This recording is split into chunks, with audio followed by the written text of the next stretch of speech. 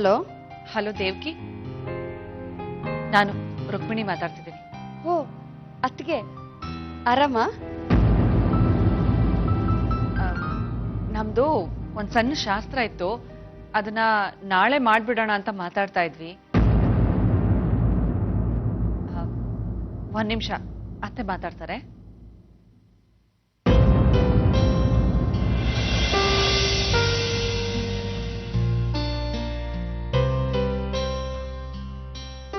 ದೇವ್ಕಿ, ಮದುಮಗಳಿಗೆ ಮಡಲ್ ತುಂಬಿಸಿ ಹೂ ಮುಡ್ಸಿ ಬಳೆ ತೊಡ್ಸೋ ಶಾಸ್ತ್ರ ಇದೆ, ಅದನ್ನ ನಾಳೆನೆ ಮಾಡೋಣ ಅಂತಿದೀವಿ. ಓ ಧಾರಾಳವಾಗಿ ನೀವು ಬನ್ನಿ ಅತ್ತೆ. ಆದ್ರೆ ನಮ್ಮಲ್ಲಿ ಶಾಸ್ತ್ರ ಇಲ್ಲ, ಹಾಗಾಗಿ ಏನೇನ್ ತಯಾರಿ ಮಾಡ್ಕೋಬೇಕು ಅಂತ ನೀವೇ ಹೇಳ್ಬಿಡಿ. ಹಾ ದೇವ್ಕಿ, ಅಮ್ಮ, ಹಾಗೆ ನಮ್ಮ ಕುಲದೇವಿಗೆ ಚಂದ್ರಹಾರ ಕೊಡಬೇಕು ಅನ್ನೋದನ್ನ ನೆನಪು ಮಾಡಿ. ಶಾಸ್ತ್ರಿಗಳು ಮರ್ತು ಬಿಡ್ಬೋದು.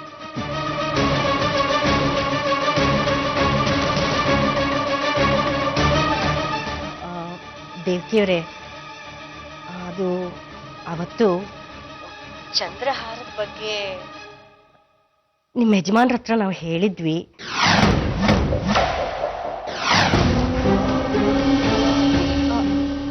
ಹೌದು, ಅವ್ರು ನನಗೆ ಆ ವಿಚಾರ ಹೇಳಿದ್ದಾರೆ. ನಾನು ಅವ್ರಿಗೆ ಇನ್ನೊಂದ್ಸಲ ಜ್ಞಾಪಿಸ್ತೀನಿ. ಸರಿ, ಆಮೇಲೆ ನಾಳೆ ಊಟಕ್ಕೇನು ಜಾಸ್ತಿ ಹಚ್ಕೊಳಕ್ ಹೋಗ್ಬೇಡಿ, ಬರೀ ಅನ್ನ ಸಾರು ಇದ್ರೆ ಸಾಕು. ಮತ್ತೆ ಎಷ್ಟು ಜನ ಬರ್ತೀವಿ ಅನ್ನೋದನ್ನ ನಾಳೆ ಬೆಳಿಗ್ಗೆ ನಾನು ನಿಮ್ಗೆ ಫೋನ್ ಮಾಡಿ ತಿಳಿಸ್ತೀನಿ, ಆಯ್ತಾ? ಸರಿ.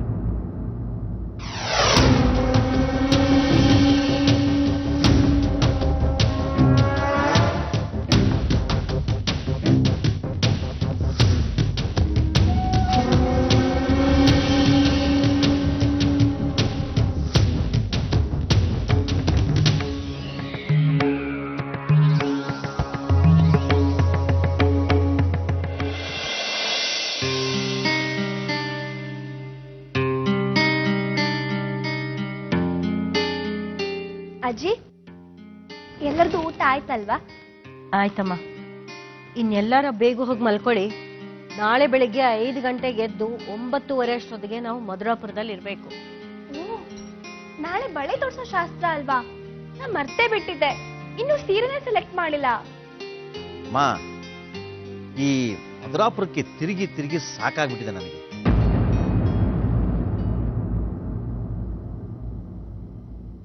ಆದ್ರೆ ಏನ್ ಮಾಡೋದು, ಮನೆ ಮದುವೆ ಹೋಗ್ಲೇಬೇಕು.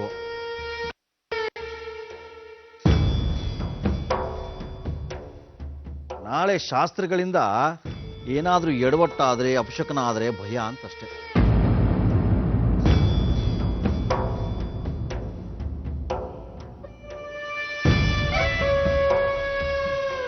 ಕೆಟ್ಟದನ್ನ ಯೋಚನೆ ಮಾಡೋರ್ಗೆ ಕೆಟ್ಟದೇ ಆಗೋದು.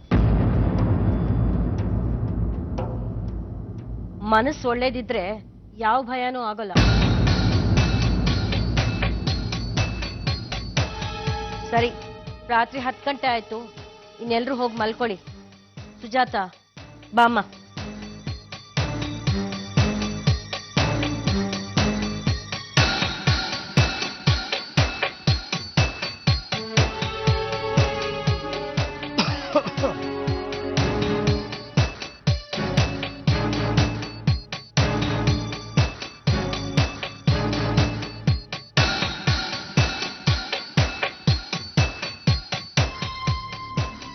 ಅತ್ತೆ, ನನ್ ಮನ್ಸಿಗೆ ಯಾಕೋ ತುಂಬಾ ಭಯ ಆಗ್ತಿದೆ.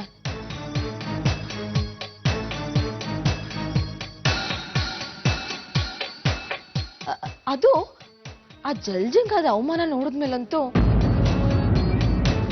ಇನ್ನಷ್ಟು ಬೇಜಾರಾಗ್ಬಿಟ್ಟಿದೆ.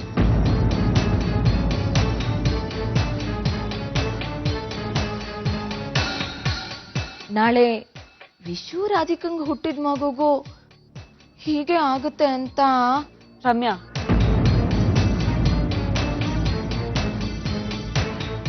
ಅಭಿಷೇಕ್ನ ಮಾತಾಡ್ಬೇಡ.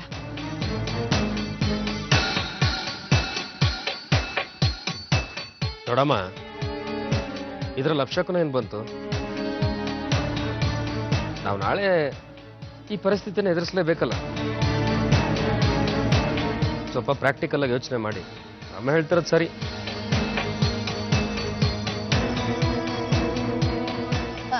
ರಾಧಿಕಗಂತೂ ಕುಲ ಇಲ್ಲ ಗೋತ್ರ ಇಲ್ಲ.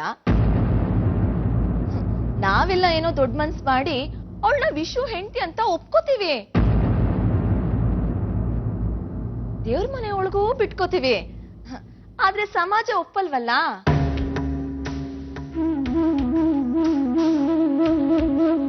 ಆಮೇಲೆ ದೇವ್ರಿಗೆ ಮೈಲ್ಗೆ ಆಯ್ತು ಅಶುದ್ಧಿ ಆಯ್ತು ಅಂತ 108 ಕಂಪ್ಲೇಂಟು ಪಂಚಾಯ್ತಿ.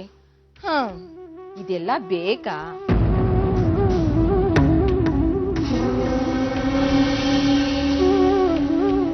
ರಮ್ಯಾ, ಸುಮ್ನೆ ಏನೇನೋ ಮಾತಾಡ್ಬೇಡ. ಹಾಗೆಲ್ಲ ಏನೂ ಆಗಲ್ಲ.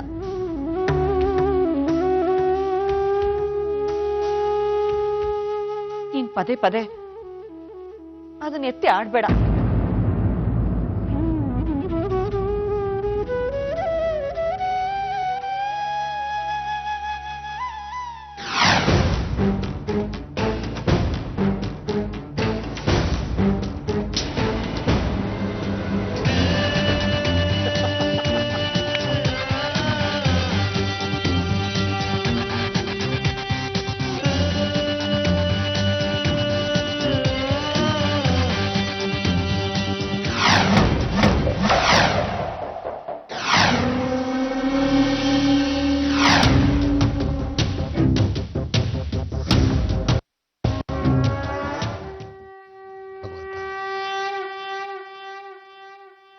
ನನಗೆ ನನ್ನ ಬಗ್ಗೆನೇ ನಾಚಿಕೆ ಆಗ್ತಾ ಇದೆ.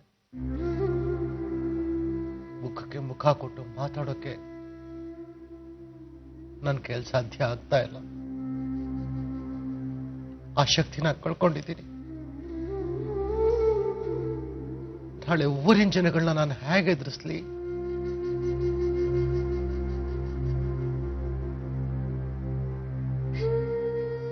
ನೀನೇ ನನಗೆ ಆ ಶಕ್ತಿ ಧೈರ್ಯ ಎಲ್ಲ ಕೊಟ್ಟು ಕಾಪಾಡಬೇಕು.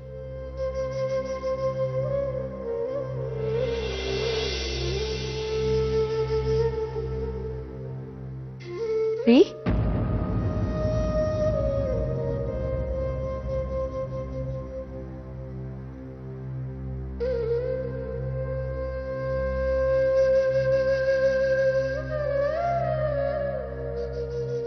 ರೀ, ಅಳಿಯಂದ್ರ ಅಜ್ಜಿ ಫೋನ್ ಮಾಡಿದ್ರು. ನಾಳೆ ರಾಧಿಕಂಗೆ ಬಳೆ ತೊಡ್ಸೋ ಶಾಸ್ತ್ರ ಮಾಡ್ತಾರಂತೆ.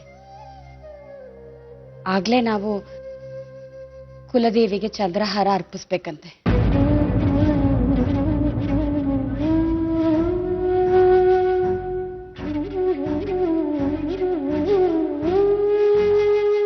ದೈವ ಕೃಪೆ ಒಂದಿದ್ರೆ ಎಲ್ಲ ತಾನೇ ತಾನಾಗುತ್ತೆ ರೀ.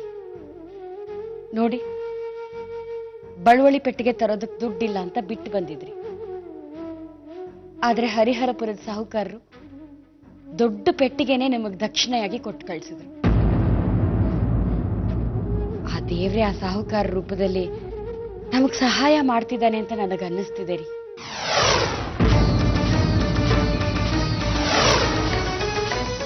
ತಗೊಳ್ಳಿ, ಮಾತ್ರೆ ನುಂಗಿ ನಿದ್ದೆ ಮಾಡಿ.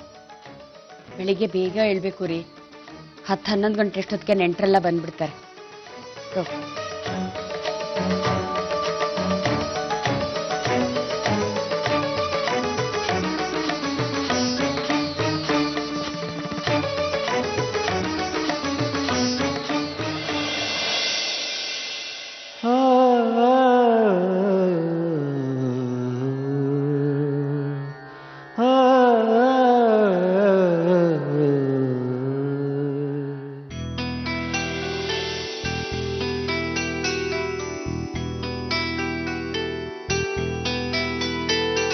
ಬಂದ್ರ? ಅಪ್ಪ ತಯಾರಾದ್ರ? ಅವ್ರು ನಿದ್ದೆ ಮಾಡ್ತಿದ್ದಾರೆ ಮಗಳೇ. ಪಾಪ ಈಗ ತಾನೇ ಕಣ್ಣಿಗೆ ನಿದ್ದೆ ಹತ್ತಿದೆ. ಒಂದ್ ಸ್ವಲ್ಪ ಹೊತ್ತು ಮಲ್ಕೊಳ್ಳಿ ಬಿಡು.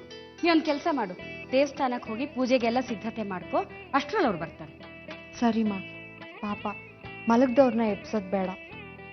ಇವತ್ತೊಂದಿನ ಅವ್ರು ಆರಾಮ್ ಮಾಡ್ಲಿ. ನಾನೊಂದು ಕೆಲಸ ಮಾಡ್ತೀನಿ, ರಾಮಣ್ಣಂಗೆ ಇವತ್ತು ಪೂಜೆ ಮಾಡಕ್ ಹೇಳ್ತೀನಿ. ಸರಿ ಸರಿಮಾ, ಬರ್ತೀನಿ ನಾನು. ಮಗಳೇ, ಬೀಗದ ಕೈ ಬೇಡವಾ ದೇವಸ್ಥಾನದ್ದು? ಅಯ್ಯೋ, ಮತ್ತೆ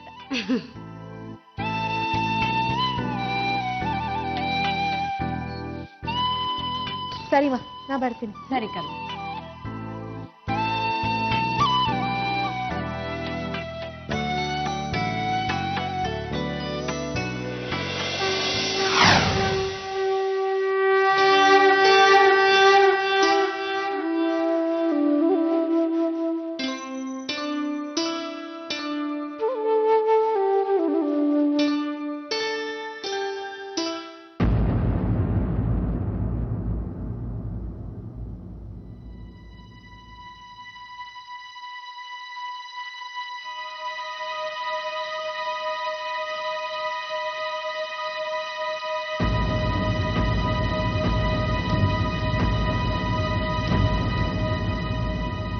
ರೀ, ಯಾಕಾಗ್ಲೇ ಎದ್ಬಿಟ್ರಿ? ಈಗ ತಾನೇ ಕಣ್ಣಗ್ ನಿದ್ದೆ ಹತ್ತಿತ್ತು. ಸ್ವಲ್ಪ ಹೊತ್ತು ಮಲ್ಕೋಬಾರ್ದಾ? ದೇವಕಿ, ಇಲ್ಲಿ ಕೀಟ್ ಇದ್ನಲ್ಲ ಎಲ್ಲಿ? ಅದನ್ನ ರಾಧಿಕಾ ತಗೊಂಡು ಹೋದ್ಲು.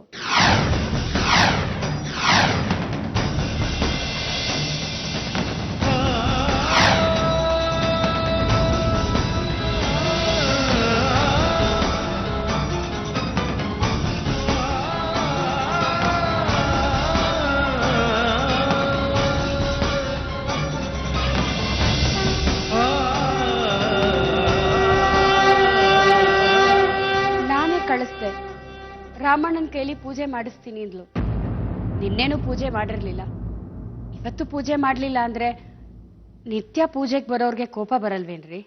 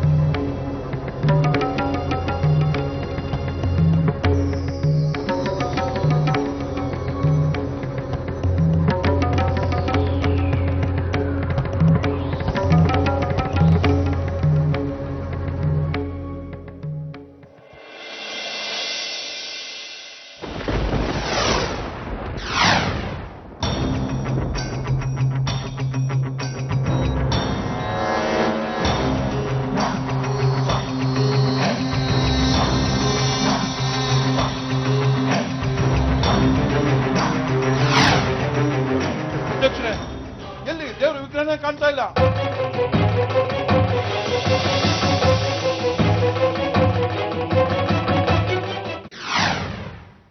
ಅಧ್ಯಕ್ಷರೇ, ಎಲ್ಲಿ ದೇವ್ರ ವಿಗ್ರಹನೇ ಕಾಣ್ತಾ ಇಲ್ಲ.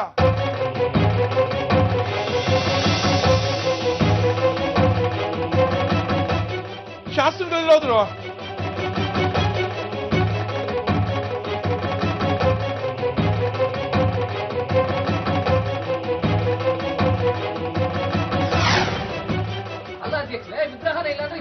ದೇವಸ್ಥಾನದಲ್ಲಿ ಗರ್ಭಗುಡಿಯಲ್ಲಿರೋ ವಿಗ್ರಹನೇ ಕಾಣಿಸ್ತಾ ಇಲ್ಲ ಅಂದ್ರೆ ನಾವು ಯಾರು ಹೇಳೋದು? ಏನ್ ಅನ್ಯಾಯ ಇಲ್ಲ ಅಂದ್ರೆ ಕಾಣಿಸ್ತಾ ಇಲ್ಲ.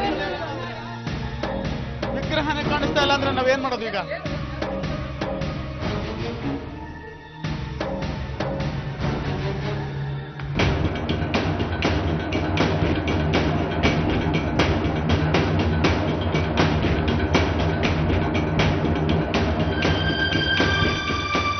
ಏನಮ್ಮ ರಾಧಿಕಾ, ಇದು ಏನಮ್ಮ ಅನ್ಯಾಯ? ಗರ್ಭಗುಡಿಯಲ್ಲಿರೋ ದೇವರ ವಿಗ್ರಹನೇ ಕಾಣಿಸ್ತಾ ಇಲ್ಲ. ಶಾಸ್ತ್ರಗಳಿಗೆ ಹೇಳೋಣ ಅಂದ್ರೆ ಶಾಸ್ತ್ರಗಳು ಕಾಣಿಸ್ತಾ ಇಲ್ಲ. ಏನಮ್ಮ ಮಾಡೋದೀಗ? ಅಲ್ಲ, ಯಾಕೆ ಈ ರೀತಿ ಆಯ್ತು?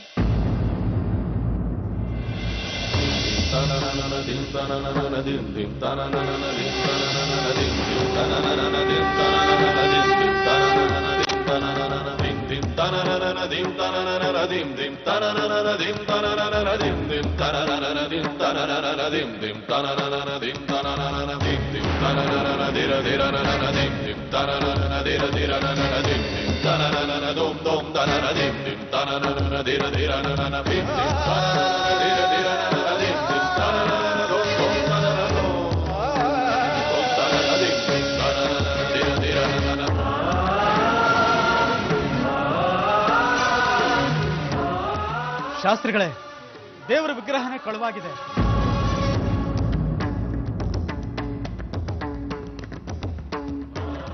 ಅಪ್ಪ, ದೇವ್ರ ಮೂರ್ತಿ ಕಾಣಿಸ್ತಾ ಇಲ್ಲಪ್ಪ.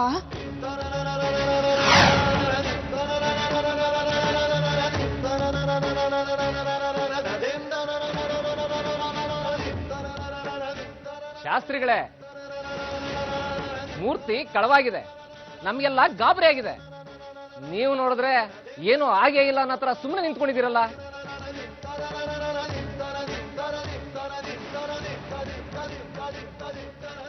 ದೇವಸ್ಥಾನದಲ್ಲಿ ಮೂರ್ತಿ ಇಲ್ಲ ಅಂತ ನನಗೆ ಗೊತ್ತು.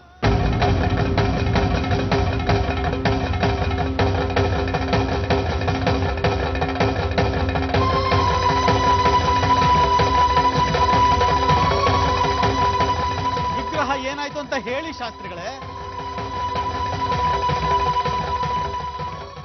ನಾನೇ ಆ ವಿಗ್ರಹ ತಗೊಂಡು ಹೋಗಿದ್ದೀನಿ.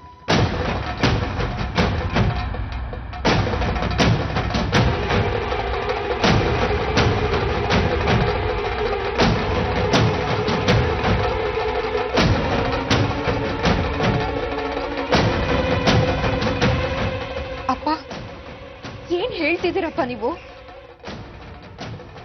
ಹೌದು ಕುಸೆ, ನಾನು ಹೇಳ್ತಾ ಇರೋದು ನಿಜ. ಶಾಸ್ತ್ರಿಗಳೇ, ಎಲ್ಲಿಟ್ಟಿದ್ದೀರಿ? ಶಾಸ್ತ್ರಿಗಳೇ, ಬಾಯಿ ಬಿಡಿ. ಈಗ ಸುಮ್ಮನೆ ನಿಂತ್ಕೊಂಡ್ರೆ ಆಗೋಲ್ಲ. ದೇವ್ರ ವಿಗ್ರಹನ ಎಲ್ಲಿಟ್ಟಿದ್ದೀರಿ? ಶಾಸ್ತ್ರಿಗಳೇ, ವಿಗ್ರಹನ ಯಾಕೆ ತೆಗೆದ್ರಿ ಅದನ್ನ ಮೊದಲು ಹೇಳಿ.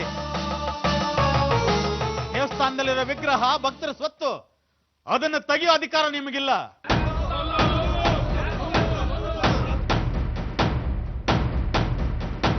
ಶಾಸ್ತ್ರಿಗಳೇ, ನೀವು ಹೀಗೆ ಸುಮ್ಮನಿದ್ರೆ ನಾವು ಸುಮ್ಮನೆ ಇರೋದಿಲ್ಲ. ಹೇಳಿ, ಎಲ್ಲಿಟ್ಟಿದ್ದೀರಾ?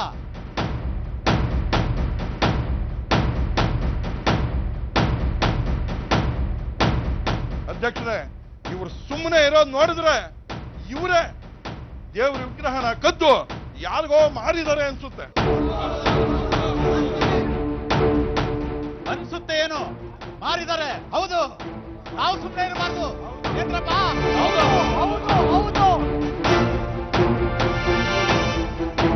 ಶಾಸ್ತ್ರಿಗಳು ದೇವಸ್ಥಾನ ಹಾಳು ಮಾಡ್ಬಿಟ್ರು. ದೇವಸ್ಥಾನ ಮೈಲಿಗೆ ಆಗೋಯ್ತು. ದೇವಸ್ಥಾನದಲ್ಲಿ ದೇವರೇ ಇಲ್ಲ ಅಂದ್ಮೇಲೆ ನಾವೇ ನಿಂತಿರ್ಬೇಕು. ಬನ್ನಿ ಹೋಗೋಣ.